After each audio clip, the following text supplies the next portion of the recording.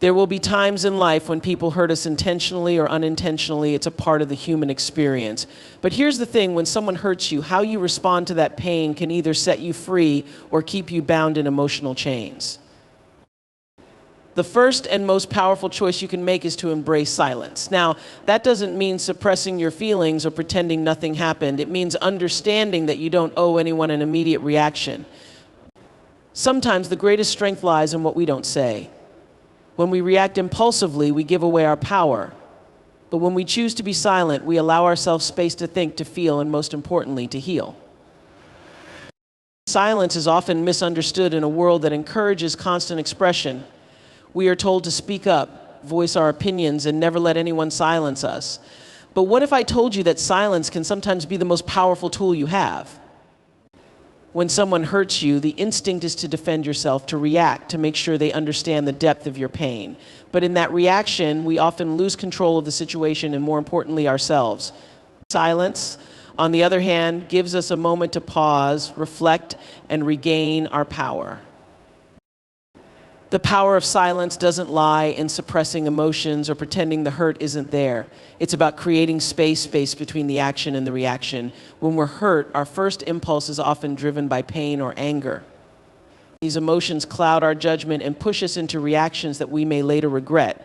We say things we don't mean, or we escalate the situation, adding fuel to the fire. But when we choose silence, we create a pause. In that pause, we allow ourselves the gift of time to think, time to understand how we truly feel, time to decide how we want to respond, if at all. In moments of silence, we also gain perspective. Without the immediate rush to defend ourselves, we can step back and observe the situation from a distance. Was the hurt intentional? Was the other person acting out of their own pain or insecurities? More often than not, we find that their actions have little to do with us and everything to do with them. Silence helps us see beyond the surface, to recognize that other people's behavior is a reflection of their internal struggles, not a statement about our worth. When we react instantly, we hand over our power to the person who hurt us. Our emotions become tangled in their actions, and we allow them to dictate how we feel. But when we remain silent, we retain control. Silence is a choice. It's a deliberate decision not to engage with negativity, not to fuel the conflict. In that choice, there is strength. You are not ignoring the situation, but you are choosing not to let it control you. You are preserving your peace, your energy, and your emotional well-being. Another key aspect of silence is that it allows for reflection. In the quiet, we can process the pain in a healthier way. We give ourselves the time to heal before reacting, ensuring that any response we give, if we choose to respond at all, comes from a place of clarity and strength rather than from a place of hurt. Silence creates a bridge between feeling and action, helping us move from a reactive state to a proactive one. Silence also disarms the person who hurt us. Most of the time, people expect a reaction. They're prepared for a fight or a confrontation. But when we meet their negativity with silence, we take away their power over the situation. It's like diffusing a bomb before it can go off. The absence of a reaction forces them to confront their own actions without the distraction of our emotional response. When someone hurts you, it's natural to feel the sting of that pain, to replay the words or actions in your mind, and to start questioning your own value. But here's an important truth: the way someone treats you is not a reflection of your worth. It's easy to fall into the trap of believing that if someone disrespects or mistreats you, it means you're not good enough or deserving of love, respect, or kindness. This is where we have to draw a clear line and recognize that the hurt someone inflicts says more about them than it ever will about you. Think of the times when someone's words or actions caused you pain. In those moments, it might have felt personal. You may have internalized their cruelty, thinking that something must be wrong with you to deserve such treatment. But here's the reality: people act out of their own insecurities, fears, and unresolved issues. Their behavior reflects their internal struggles, not your value as a person. When someone is unkind or hurtful, they're revealing something about themselves, not delivering a verdict on your worth. It's important to separate who you are from how you've been treated. Just because someone else couldn't see your value doesn't mean you're any less valuable. Just because someone didn't appreciate your kindness, your love, or your efforts doesn't mean you are any less worthy of those things. We often give others the power to shape our self-perception, but that power should always remain within us. You get to decide who you are. You get to define your worth regardless of how others treat you. Allowing hurt to define you creates a cycle of self-doubt and negative thinking. When we internalize the pain inflicted by others, we start to believe that their actions were justified. We convince ourselves that we are somehow lacking, flawed, or unworthy, and this belief begins to shape how we interact with the world. We might become guarded, afraid to open up, or we might lower our expectations, settling for less than we deserve because we no longer see ourselves as worthy of more. But here's the shift that needs to happen. Instead of letting the hurt define you, let it inform you. Let it teach you valuable lessons about people, relationships, and boundaries. When someone shows you their true colors, take note, but don't absorb their negativity. Use those experiences as reminders of how you deserve to be treated and as opportunities to reaffirm your own sense of self-worth. You are not the hurt you've experienced. You are the resilience that emerges from it. It's also crucial to recognize that people's actions are not within your control, but your response to those actions is. You cannot stop someone from being hurtful, but you can decide not to carry their hurt with you. Their words or actions do not have to shape your identity or dictate how you see yourself. When you choose not to let hurt define you, you reclaim your power. You stand firmly in the truth of who you are, untouched by the negativity of others. Emotional triggers are a part of life. They are those moments when a word, a glance, or an action stirs something deep within you, often a reaction tied to past pain, disappointment, or fear. When triggered, our immediate impulse is to react, often without thinking, driven by emotions that seem to take over. But there is immense power in learning to rise above those emotional triggers, in choosing to pause, reflect, and regain control over your response. Rising above doesn't mean ignoring your feelings or pretending you're unaffected. It means understanding your emotions and mastering how you respond to them. When we are emotionally triggered, it's not just about the present moment, it's about the layers of past hurt that are suddenly pulled to the surface. A simple comment from someone might remind you of a time when you were belittled or disrespected. In that instant, you're not just reacting to the present comment, but to all the unresolved emotions that have been building up over time. This is why emotional triggers can feel so intense. They tap into the unresolved parts of ourselves that we haven't fully healed from. However, reacting in the heat of the moment rarely leads to anything constructive. It often results in saying or doing things we later regret, escalating conflicts, or even causing more pain for ourselves. To rise above these triggers, the first step is to recognize them for what they are: emotional signals that something deeper is at play. When you feel that rush of anger, sadness, or frustration bubbling up, pause. Acknowledge that you're being triggered and that your feelings are valid, but also recognize that reacting impulsively won't resolve the deeper issue. In that pause, give yourself the space to breathe and reflect. Ask yourself, why am I feeling this way? What is this really about? Often the situation at hand isn't the root cause of the emotional reaction. By reflecting on where the emotion is coming from, you can begin to separate the present moment from past experiences and respond more calmly and thoughtfully. This awareness helps you to regain control over your emotional state, allowing you to respond from a place of clarity rather than reactivity. It's also important to build emotional resilience over time. Rising above emotional triggers isn't just about managing them in the moment, it's about cultivating emotional strength on a daily basis.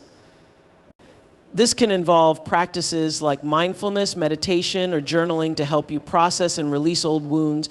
When you actively work on healing your emotional self, you become less susceptible to being triggered in the first place. The more you understand your emotional patterns, the easier it becomes to recognize when you're being triggered and to choose a response that aligns with your values and long-term goals.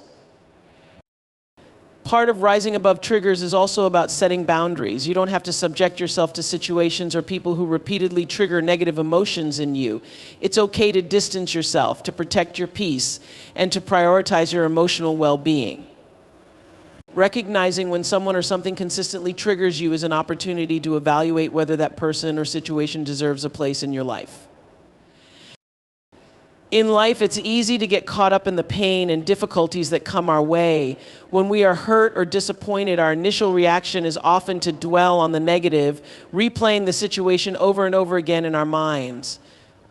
This cycle of focusing on the hurt can keep us stuck, preventing us from moving forward. But what if, instead of focusing on the pain, we shifted our perspective? What if, instead of asking, why did this happen to me? We ask, what can I learn from this shift from dwelling on the hurt to focusing on growth can transform not only the way we deal with adversity, but also the way we approach life. Growth is not always comfortable. In fact, many of the experiences that push us toward growth are rooted in discomfort, pain, or disappointment. However, these difficult moments are often the ones that teach us the most about ourselves. When you focus on growth, you are choosing to view each challenge as an opportunity for learning. Every setback, every hurt, every disappointment becomes a stepping stone on the path to becoming stronger, wiser, and more resilient. This shift in focus requires a mindset change, a commitment to seeing every experience, no matter how painful, as an opportunity for self-improvement. One of the most powerful ways to shift your focus to growth is through self-reflection. Instead of simply reacting to negative experiences, take a step back and ask yourself what this experience is teaching you. What can you learn about yourself in this situation? Perhaps it's teaching you patience, resilience, or the importance of setting boundaries. Every experience, even the painful ones, carries within it a lesson. When you actively seek out these lessons, you not only grow, but also gain a deeper understanding of yourself and the world around you. Focusing on growth also means taking responsibility for your own emotional well-being. While it's natural to feel hurt or angry when someone wrongs you, it's important to remember that you are in control of your own healing process. Shifting your focus to growth means choosing not to let external events define your happiness or self-worth. Instead of allowing pain to consume you, you can channel that energy into personal development. This might mean working on your emotional intelligence, improving your communication skills, or cultivating self-compassion. Another important aspect of focusing on growth is learning to let go of the need for external validation. When you are focused on growth, your primary concern is not how others perceive you, but how you perceive yourself. Growth is an internal process, and it requires you to look inward, assess your own actions, and determine what steps you need to take to become the best version of yourself. When you are focused on personal growth, you are less concerned with seeking approval from others and more focused on living in alignment with your values. Ultimately, shifting your focus to growth empowers you to turn challenges into opportunities. Instead of feeling defeated by adversity, you are able to see it as a chance to evolve. This mindset shift allows you to approach life with a sense of curiosity, always looking for ways to grow and improve, no matter the circumstances. Forgiveness is often misunderstood. Many people think that to forgive means to excuse, condone, or forget the hurtful actions of others. But true forgiveness isn't about dismissing the wrong that was done or pretending it didn't matter. It's about freeing yourself from the emotional weight that comes with holding on to anger, resentment, or bitterness. When you hold on to a grudge, you carry the burden of that pain within you. Over time, it festers and can become a barrier to your own happiness, peace, and emotional well-being. Forgiveness, then, is an act of self-liberation. It's not about letting someone else off the hook. It's about releasing yourself from the prison of your own negative emotions. At its core, forgiveness is a personal choice, an internal decision to let go of the emotional chains that tie you to the past. When someone wrongs you, it's natural to feel hurt, angry, or even betrayed. These emotions are valid and they need to be acknowledged. However, when those feelings persist long after the event has passed, they begin to take a toll on your mental and emotional health. The person who hurt you might move on, but you remain stuck in the cycle of pain, unable to break free. Forgiveness allows you to release that hold, not because the other person necessarily deserves it, but because you deserve peace. One of the biggest misconceptions about forgiveness is that it's for the benefit of the person who caused the harm. In reality, forgiveness is primarily for you. It's about choosing not to let the actions of another person continue to control your emotions and dictate your life. When you forgive, you are choosing to reclaim your power, to focus on your own healing rather than dwelling on the wrongdoing. This shift in perspective transforms forgiveness into an act of self-care and emotional empowerment. It's a way of saying, I will not allow this hurt to define me or limit my capacity for joy. Forgiveness also allows you to break free from the cycle of negative emotions that often accompany holding on to grudges. Resentment, anger, and bitterness can weigh heavily on the heart and mind, affecting not only your relationship with the person who hurt you, but also your relationship with yourself and others. When you carry these emotions, they can seep into other areas of your life, impacting your overall sense of well-being.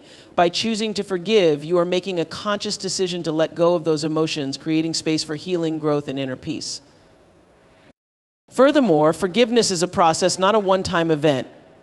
It requires reflection, emotional processing, and sometimes even repeated efforts. You may find yourself revisiting the pain, but with each step toward forgiveness, you gradually loosen the grip that hurt has on you. Over time, you'll find that the pain lessens and the emotional charge associated with the event diminishes. Forgiveness doesn't mean forgetting or reconciling with the person who wronged you. It means allowing yourself to heal by releasing the emotional baggage that comes with holding on to the past. Ultimately, forgiveness liberates you from the need for retribution or vindication.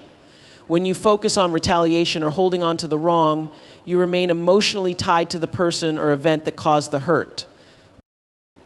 Inner peace is something we all strive for, but in a world filled with constant noise, distractions, and stress, it can feel elusive. Mastering your inner peace means developing the ability to remain calm, centered, and unshaken, no matter what external circumstances arise. It's not about living a life free from challenges or avoiding conflict altogether. Rather, it's about cultivating a state of mind that allows you to maintain balance and tranquility, even in the face of chaos. One of the first steps to mastering inner peace is learning how to disconnect from external validation.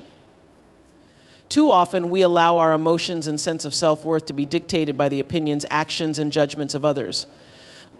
When we give external circumstances the power to control our emotional state, we become reactive. Our peace is easily disturbed by a critical remark, a stressful situation, or an unexpected challenge. However, true inner peace is rooted in self-awareness and self-acceptance. It's about knowing that your worth is not dependent on external factors, but comes from within. Inner peace begins with mindfulness, the practice of being fully present in the moment and aware of your thoughts and feelings without judgment. When you are mindful, you can observe your emotions without letting them control you.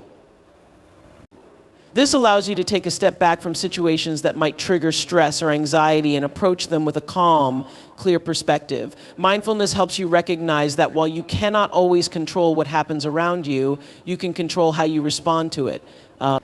This shift in mindset is crucial to mastering inner peace because it puts you back in control of your emotional state. Another essential aspect of inner peace is learning to let go of what you cannot control. So much of our anxiety and unrest comes from the desire to control every aspect of our lives. We want things to go a certain way, and when they don't, we feel frustration or disappointment. However, true peace comes from accepting that uncertainty is a natural part of life. By releasing the need to control the uncontrollable, you free yourself from unnecessary stress and allow yourself to focus on what you can influence: your thoughts, your actions, and your reactions. Setting boundaries is another key element in mastering inner peace. Protecting your peace requires knowing when to say no, when to distance yourself from toxic situations or people, and when to prioritize your own well-being. It's not selfish to protect your peace, it's necessary. When you consistently put yourself in environments that drain your energy or leave you feeling unsettled, it becomes harder to maintain inner calm. Learning to create boundaries allows you to preserve your energy for the things that truly matter.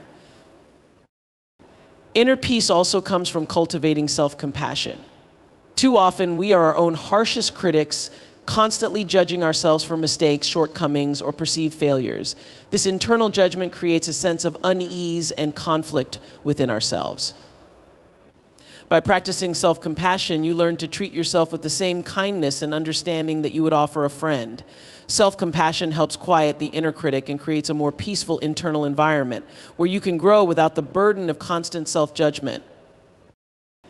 In the process of mastering inner peace, it's also important to recognize the role that